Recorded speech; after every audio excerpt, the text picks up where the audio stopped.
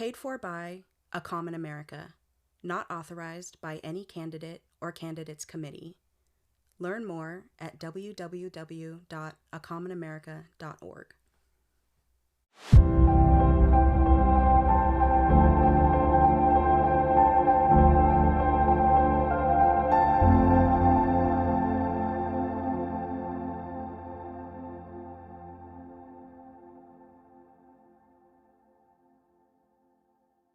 Welcome to another episode of A Common America. If you're joining us for the first time, a special welcome to you. We are A Common America, and this is our podcast. If you've listened to us before, or if you've just discovered us and you haven't already given, we need you. Please check out our website at www.acommonamerica.org. Take a look at our We Believe page for our positions and priorities. Click on the Give button to show your support. Anything and everything helps. We want to take action on these priorities and take direct action in elections to support a slate of candidates that support these positions across the country. We need each of you to pitch in to help make that a reality. Tell your friends and family, your coworkers, and your social circle. Let everyone know about A Common America to help get the word out and encourage them to support our cause so that we can put these resources to work for a better tomorrow. In this episode, we'll touch on Speaker Johnson's recent work to partner across the aisle on foreign aid, Marjorie Taylor Greene and the Freedom Caucus's effort to unseat Speaker Johnson and to denigrate Hakeem Jeffries. And lastly, we'll dive into some noteworthy recent changes to the San Francisco DCCC and what that might signal about how politics are changing in local government in some of our largest cities across the country. Most people have probably seen by now the House of Reps passed a series of foreign aid bills totaling around $98 billion. That was on Saturday, April 20th. Biden just signed off on that as well and has, in his press conference, indicated that that aid for Ukraine would be sent, within hours of him signing and doing that press conference.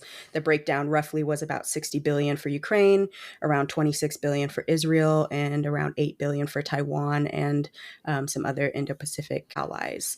The bills were also packaged with a bill regarding the sale of TikTok and some stronger sanctions on Iran, China, and Russia. TikTok has been in and out of the news pretty frequently lately. Even Biden recently said that he is still using that platform for his campaign, as he recognizes that with fragmented media, people have to get their news where they get it. And if they're getting it on Instagram and TikTok, I guess while the sale is still on the table, he's still going to use it to his benefit for this time. So, Brianna, do you know if Biden was supportive of that bill of them banning foreign ownership of TikTok or Chinese ownership of it before this? It felt like it. It did feel like he was leaning towards it. I don't know if that was his high priority for him in regards to this whole package. It was a topic that the Republicans, both houses, House and Senate, have been very vocal about the Chinese ownership of TikTok, and so it was a carrot in the bill to help it move through. I think Biden is also pushing for humanitarian aid to the innocent citizens in Gaza, Sudan, and Haiti. Probably complicated considering previous humanitarian efforts have proven to be difficult and dangerous to the citizens of Gaza. So I think, he's still also trying to appease those that were so against additional aid for Israel and so much aid for Israel in light of everything. But that was something that he's pushing for, and then in his press conference also alluded to. All said, the fact that this made it through, it's been delayed for so long. There was so much verbal resistance to picking it up at the speaker level and in the Republican Party. But it does prove that, when we can prioritize problem solving, that bipartisanship is possible. Biden talked about, he applauded the House and the bipartisan group of lawmakers that voted to put our national security first. He talked about how in Ukraine, Russia has killed tens of thousands of Ukrainians. They've bombed hospitals and kindergartens and grain silos and trying to plunge Ukraine into the cold, dark winter. This has been a really difficult bill to get passed. It should have been easier. He talked about it should have been easier. It should have been We should have gotten there sooner. But in the end, we did what America always does. We rose to the moment, we came together, and we got it done. And it is truly, when our allies are stronger, we are stronger around the world. He talked about how that package is an investment not only for Ukraine but also for Europe and for the security of Europe. There's a lot of people talking about how we're giving away all of these arms and munitions to foreign countries. We're just giving away our stockpile. But it's not really just about giving away the weapons that we have today. Ultimately, this is about stockpile modernization. It's an investment that we're making in our own military to modernize the munitions that we have. We're replacing those stockpiles that we'll send to Ukraine with new equipment. And there's a heavy emphasis on that new equipment being made in the U.S. Yeah, he did speak a lot about that during his press about, where the various parts are produced throughout the U.S., that this is a big job opportunity for a lot of these areas. He's constantly, like most presidents, constantly criticized about the state of the economy and what has happened over during his presidency. So it feels like with all candidates, they always all bring up jobs and jobs in America and not having them outsourced and, things being American made and utilizing what we can here. So that definitely came up several times, it felt like, during his press conference. And Johnson, also acknowledged that this wasn't perfect legislation, but the bills are, he said, the best possible product under those circumstances. And those were very difficult circumstances. And there's been a lot of talk about where Johnson stands in terms like, betraying his party and turning his back on his party, and, a lot of questions about why he ultimately pushed to get this through. He did get a lot of praise from both sides. House Foreign Affairs Chairman Michael McCall said that I'm so proud of the Speaker, Mike Johnson. He went through a transformation. Representative Ro Khanna, from a Democrat from California, I disagree with Speaker Johnson on many issues, and I've been very critical of him, but he did the right thing, and he deserves to keep his job till the end of his term. So he did also earn quite a bit of bipartisan praise on this bill. I was really happy to see that, there was in press. It would be just as easy for everyone to kind of sit back and, either laud themselves for having voted in the right way, but they did, give credit where credit was due and make public statements about the risk that was taken in taking a bipartisan approach.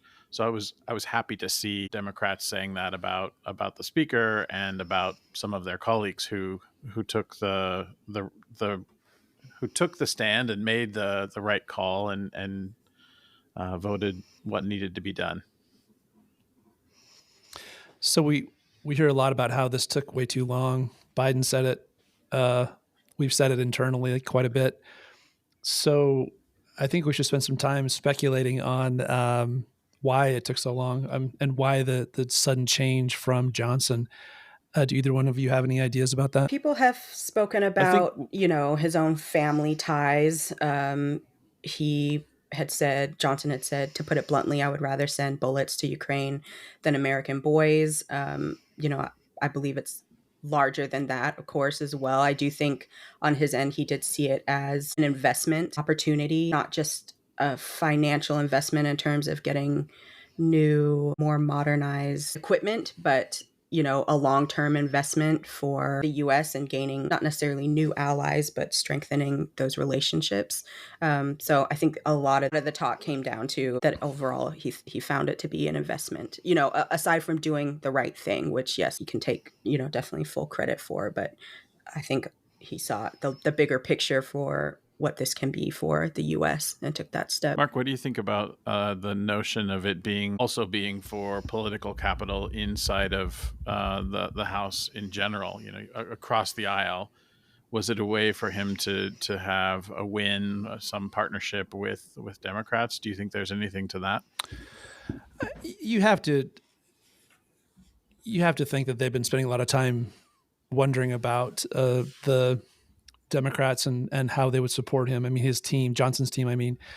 And, you looked at when Marjorie Taylor Greene started going down, the motion to vacate a while ago, Johnson went down to Mar-a-Lago and sat with Trump, and Trump endorsed him pretty solidly, as I recall, looking at the quotes. And so that probably took a little bit of the heat off of him, because Trump would probably tell MTG to kind of back down a little bit. But I think it's clear that whether Jeffries and Johnson talked directly multiple times about it, or he just got informal confirmation from certain Democrats, that even though he considered changing the rule for the one person to start the motion to vacate, that got a lot of pushback from the Freedom Caucus. But clearly, I mean, again, when you said, I think Brandon, you said that he's doing the right thing, or both of you said that, and you mix that with his son in the military, or going to the military, and then all the pleadings from European powers, including Zelensky and Ukraine and Poland and everyone else, to try to pass this thing, to get it done.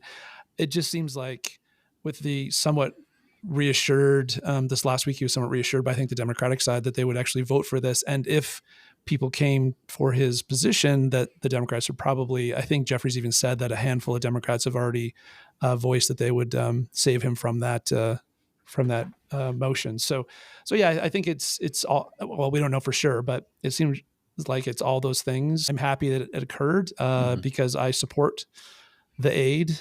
It's a little tricky with Israel right now, as we see nationally in all the protests that are going on. But I think that it was the right thing to do as a country, and to see that done in a bipartisan manner was even better. So I'm pretty excited about the fact that we were able to get this push forward. On the political side, there's also just the notion of, or even the thought of, kind of the circus environment that gets created within 1 2-year term. If we had to open back up and have a third race for the speakership in that shorter period of time, it's just it's too much of a circus. I just can't see a broad set of Republicans supporting ouster of Speaker Johnson for that reason alone. Yeah, the circus would open up right before the election. So, when McCarthy was going through that whole process, when he was becoming speaker, and then when he was actually being vacated as well, it was basically pure chaos, and everyone in the country knew it, and they knew the source of the chaos. So I can't imagine, as you said, that many of the more typical Republicans would be supportive of that happening right before the election. That would be crazy. And we saw that. We'll talk about that in a little bit, but we saw what happened to Miss Greene in the news cycle last week, right? So you see a lot of that backlash occurring from the Republican Party.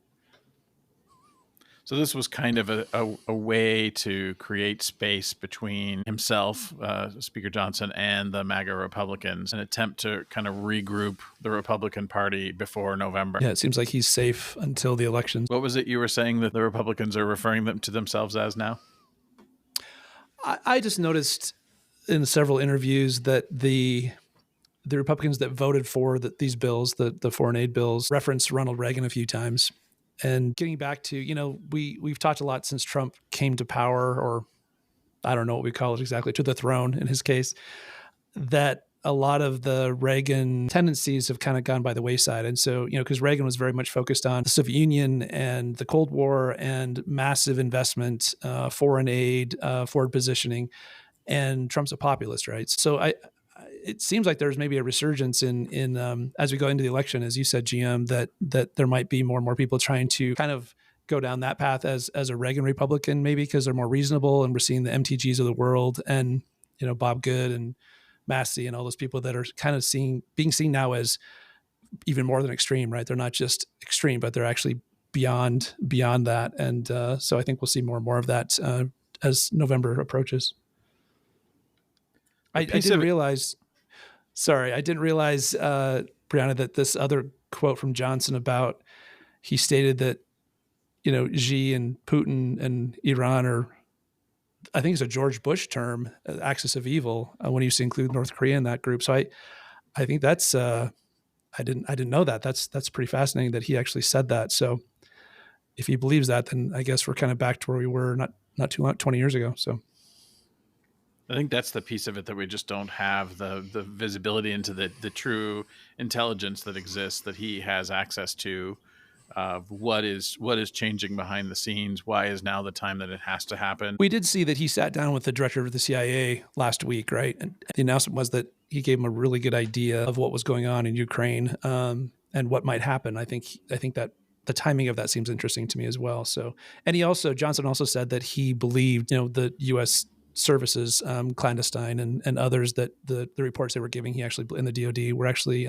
he believed them, and so that's also, if you think about that, that's in stark contrast to what was going on not too long ago, where the former president and his cabinet in some ways did not ever believe the assessment, even when he sat down with Putin and said that he believed Putin over our own internal organizations. That was good to hear as well. So that's a good trend from my perspective anyway. So while a lot of people on both sides have praised Johnson for his support of Ukraine, we did see Marjorie Taylor Greene propose a motion to vacate the speakership over this support. It's reported that more Republicans voted against the Ukraine bill than for it. We talked about Paul Gosar in one of our recent episodes from Arizona. Paul Gosar announced on Friday that he supported the motion to oust Johnson as well. So why don't we talk a little bit about that side of this story?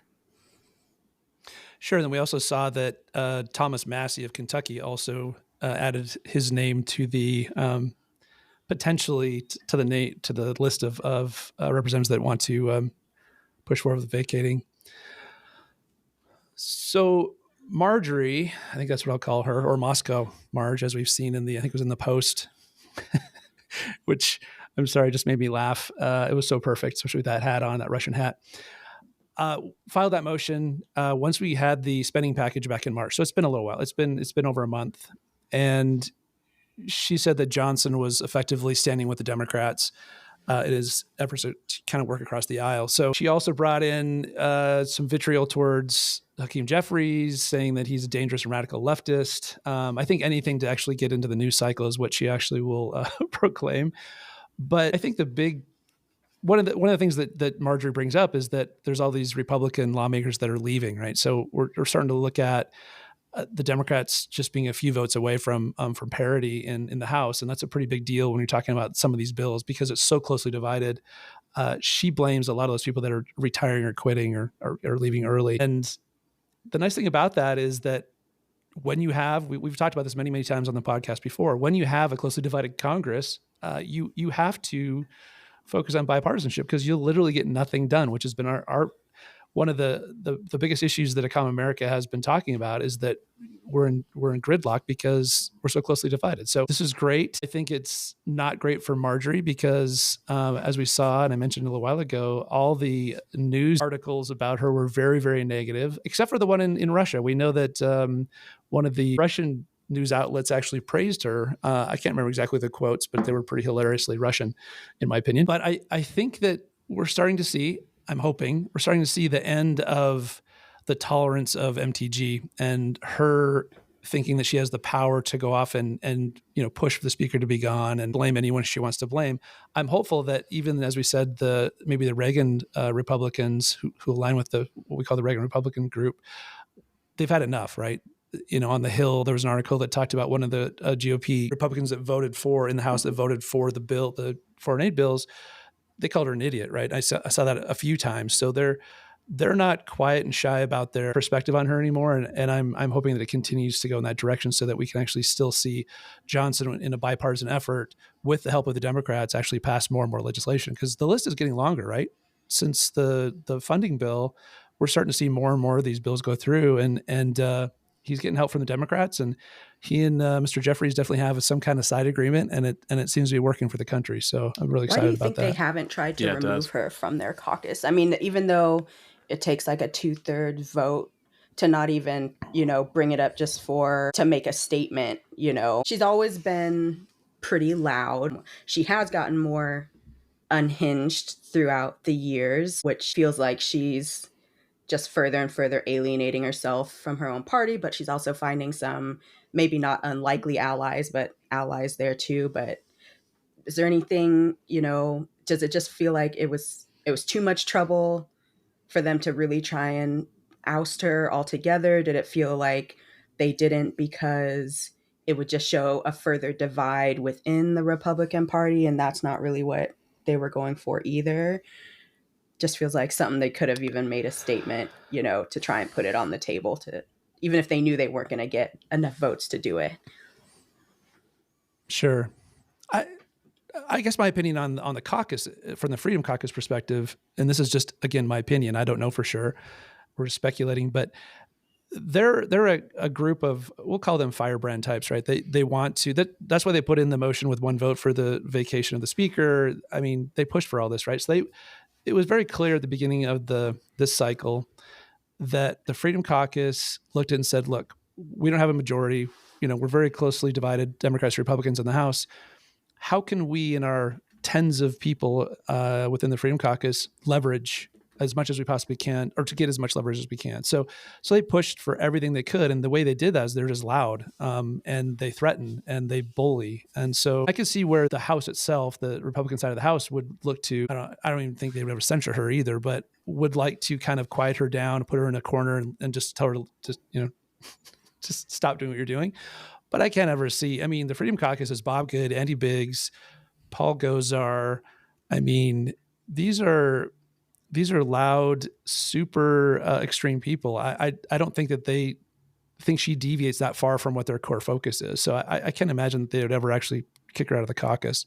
And there's too many of the rest of them that they would be putting themselves all at risk because they're all very similar in terms of their approach, their beliefs, their methodology, their allies outside of Congress. The allies are the same.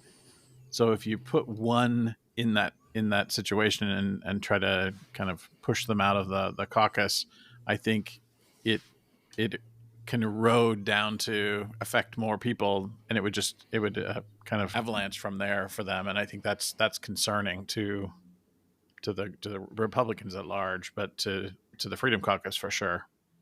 Well, I think one interesting thing that I read is that Bob Good, who's the head of the Freedom Caucus, he pushed to get rid of McCarthy, right? So he was instrumental in pushing McCarthy out. But when asked about this particular situation with Johnson, he said, well, I don't agree with what Johnson's done, but he's not really that supportive of vacating the speakership at this point. So it's interesting that, because I think, GM, to your point earlier about the circus or the chaos, or whatever you called it, I just don't think that even the Freedom Caucus Republicans can afford another series of what we saw from beginning to end of the McCarthy tenure. So, yeah, it starts to make them look as though they can't govern, that they're not able to ultimately to work on behalf of their constituents.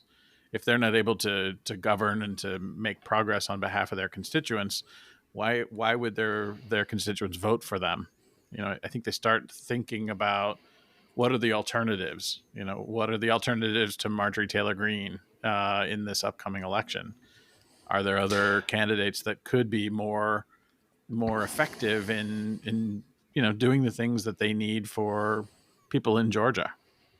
Yeah, that's a great segue to what we're going to talk about next. And I'm very hopeful, and I can probably guarantee, I can't guarantee it, but I'd like to say that almost anyone else would do a better job for Georgia, because as we've discussed before, again, Marjorie has not done much for the state of Georgia. She's made a lot of noise, complained a lot, called a lot of people names. She did what she did with Biden's son in the House, and that's what she's done. And so maybe there is hope. I don't know if a Democrat can win in her district, I'll be honest. We've talked about this a little bit internally, but Sean Harris, who's a Democrat, who's a retired Army general, is running against Moscow Marjorie, and he seems to be a moderate. He believes the more important that, being either a Democrat or Republican is, working for the state of Georgia, which is what all representatives should be focused on first before their party affiliation. But he supports restoring protections and restrictions under Roe versus Wade. He supports protecting U.S. borders and a workable legal immigration system, expanding asylum. So immigration reform in the true form of reform, not these Band-Aids that people have been talking about. Supports full funding for law enforcement, increasing de-escalation training and mental health training.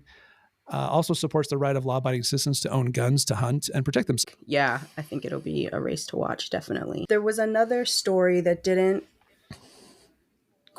make a big headlines, but I still think is interesting to note. And it's another area where moderates have kind of taken the lead in a very influential political space. And that is in San Francisco, the previously progressive dominated Democratic County Central Committee. As of their most recent votes, moderates secured 18 of the 24 elected seats on that body. So the San Francisco Democrats in the city and county vote for these partisan level Dems and officials, moderates and officials. And then they have several members serving as ex officio officers, including Nancy Pelosi, Kevin Mullen, the U.S. House of Reps, and Eleni Kounalakis as the lieutenant governor. It feels important because San Francisco, I think for so many, has always been a pretty progressive city. They're usually on the forefront, not just in kind of the tech community, but just very forward thinking in general. So in a city where 64% of registered voters are Democrats, this committee is, like I said, there's a lot of money flowing through there. It's very influential. They have a lot of contacts. They do a lot of groundwork getting people registered to vote. They do a lot of campaigning. So it's, if you're endorsed by what they call the SFD, CCC, that's a really big deal. And to see now that self-proclaimed moderates are now heading this committee and are the majority in this committee, I think San Francisco is going to see a lot of change. I think that's what they're hoping for. One moderate candidate who's running for a supervisor position said that the results show how the previously progressive dominated committee has been out of touch with actual everyday Democrats in San Francisco.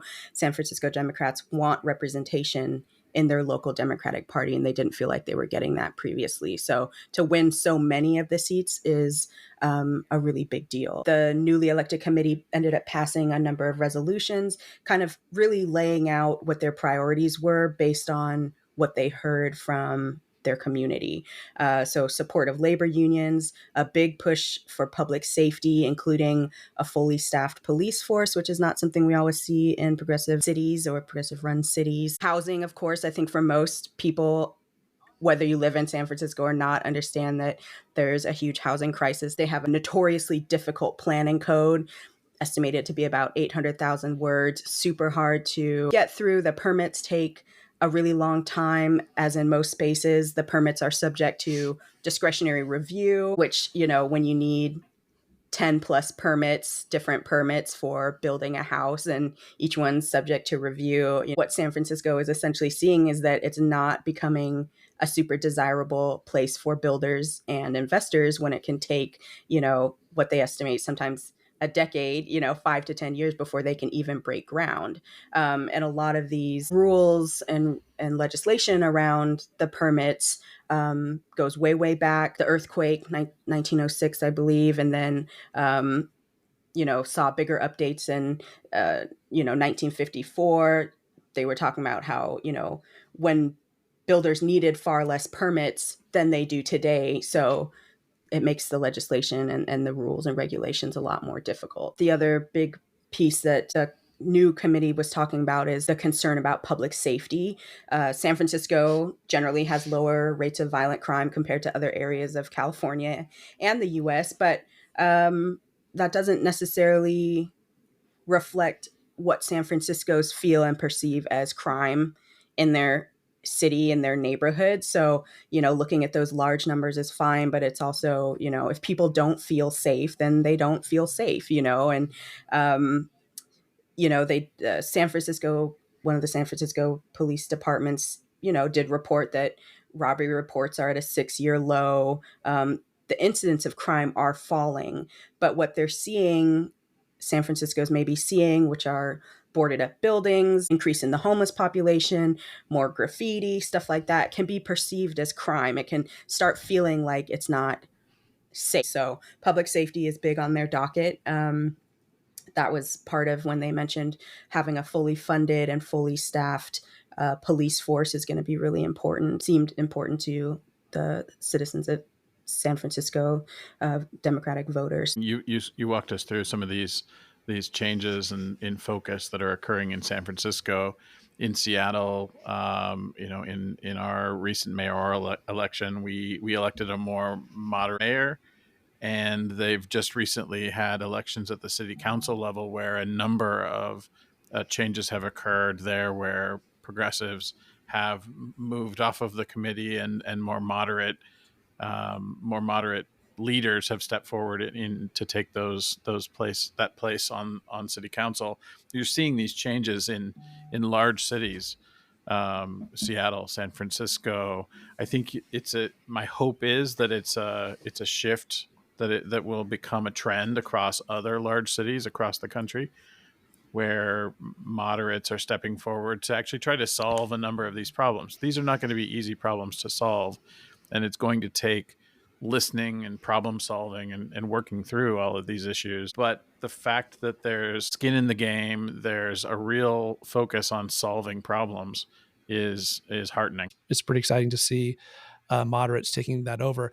And I wanted to add, Brianna, that I used to go to San Francisco every Christmas, the week before Christmas, go to the Omni Hotel in the financial district. They had the beautiful Christmas tree and it was a great place to go for 3 or 4 days, especially on the West Coast. And I stopped going a few years ago because as you go down, downtown, it felt more like Portland, right? The way Portland does today, which I was just there as well. And it's just, I'm hopeful that San Francisco can make some progress on what you said, similar to Seattle as well, that we can see some help for people who need it, but also having the perception for San Francisco residents of less crime and a more approachable downtown. So I'm hoping that actually occurs. So in this episode, we talked about Speaker Johnson and Ukraine aid being passed and signed by Biden earlier this week. Marjorie versus Johnson and the Freedom Caucus, and then Brianna talked a lot about the San Francisco DCCC updates as we see that progressives are being replaced by more moderates. I think moving away from more of an aspirational governing tactic to more realistic common sense. So I just wanted to cover what we're working on right now. We've reminded everyone for quite a while now that we have that petition at Change. We're at about 560 signatures, still moving up in the right direction. Our goal for that particular petition is about 1,000 signatures. So if you have not signed it, please go to our website and go to change.org and sign our petition about House members working together on legislation per cycle. Fundraising, we're focused on grassroots right now as well as large donors. So just updates there. We're spending a little bit of time right now because Paul Gosar is our initial focus for House elections, that we're spending for large donor fundraising. We're spending more time in Arizona right now, just looking for some of the more moderate Republicans and Democrats, independents that will give to Common America so that we can actually impact that election. And then we're trying to spread visibility by looking at new partnerships and spreading the. How can you help? You can subscribe, like, follow, go to our website, tell your friends about us, join the newsletter. Send us any questions you have about what you want us to focus on in the podcast, or if you go to the We Believe section, as discussed earlier in the podcast, if you have comments on that of what we posted, if you agree, if you have other topics that you think that most Americans agree on that needs legislation in Congress and signed by the president, please send that information to us. Make a donation, talk to your neighbor. As we started the first podcast, we talked about crossing the street and talking to people that have different beliefs or backgrounds than you, and just talk to them and be respectful and talk about being Americans and how we can actually work together to make progress. Lastly, I wanted to cover just quickly in our next series of interviews. So we're going to actually start having experts on the podcast for the three of us to be educated a little bit on certain perspectives on politics. We're going to be having Pete Gosar, who is the city commissioner in the state of Wyoming. He's a Democrat in a red state. Really looking forward to his perspectives on polarization and how he helps try govern in his area.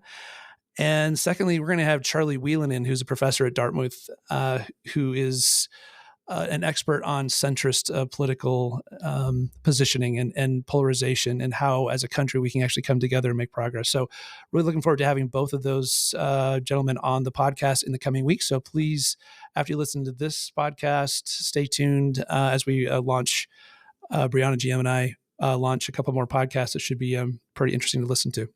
Thank you for joining us. We are a Common America.